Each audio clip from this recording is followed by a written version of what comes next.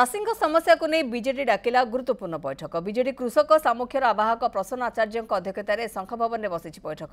बैठक में दलर वरिष्ठ नेता विधायक और जिला सभापति मैंने जोगद। चाषी पंजीकरण में समस्या, धानर कटनी छटनी, चाषी को धान बिक्री में बकेया प्राप्य न दि सारर अभाव भली अनेक प्रसंग में बैठक में आलोचना होता सूचना।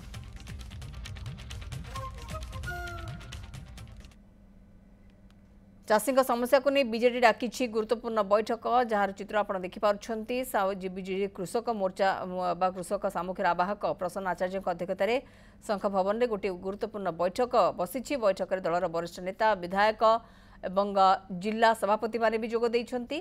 तृणमूल स्तर में चाषी मान कौन समस्या रही केमिति से गुड़िकर समाधान हो पार से सबको लेकिन विस्तृत भाव में आलोचना करा जाउथरा जहा सूचना। एवं समस्त जिला स्तर नेतृवृंद रही शंख भवन में वर्तमान ये बैठक बसी। चाषी पंजीकरण में समस्या, धानर कटनी छटनी, चाषी को धान बिक्री बकेया प्राप्य न दि सारर अभावी बिक्री भली अनेक प्रसंग में बैठक में आलोचना होता जहा सूचना रही।